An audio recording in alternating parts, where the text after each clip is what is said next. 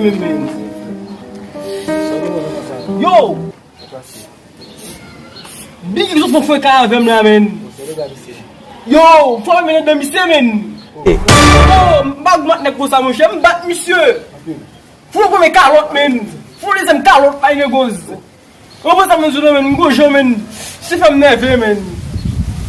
Ebi to pou mouji, papa. Ndap fin diye misye net, ou se lva kouy. Yo men, neve men. Ne pa kote kwa sak misye bat nem ma pou kalot. Non, misye fwe kan men, misye bak avini men.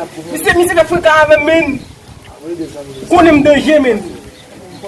Konem fragil. Dangere. Wasa mdoulo men. Si misye bak kou misye men. Wasa mdoulo men. Neve men. Yo, wil ne gom neve. Jaman misye kwa wap, si ka batou wap. Se ou ka la batou de sa mdoulo, wap la kwa men. Se mdoulo kwa mzot malgrete misye men. A mou chamin. Ne pa kote kwa sak misye man kontine bat li toujou. Women? Yi. Ne pa kote kwa sak misye man bat misye kwa men misye pa kapat. Ewa women? Ese wap? Ewa women bat lan? Ese wap women bat lan? Kwa wot lan lan? Lan? Yo! Kwa misye ale men? Misye ale. Misye bon kou men? Misye bon kou men?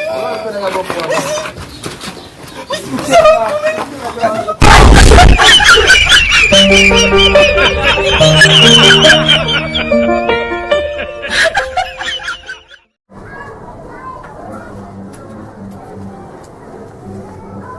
Alo. Oh, sa gila ko sa. Batan do men non? Mwen se kon tout bayo koman we. Kon tout bayo we. Ok. Ebe ok bossa. Nap kita pale, pa vin sou. Ok, dako.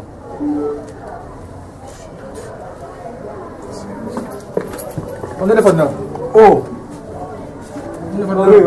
Ok. Bom ti nou bay misi. Kote nan kon vòlè men? Misye fwe kan men. Mwen pou nou fizyel man anvan, pou nou mwen devan kote. Mwen telefon nan mesye. Mwen pou mwen telefon nan kon vòlè men nou men.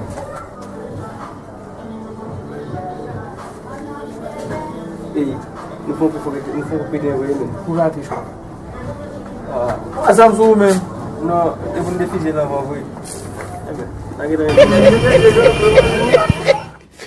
Hey!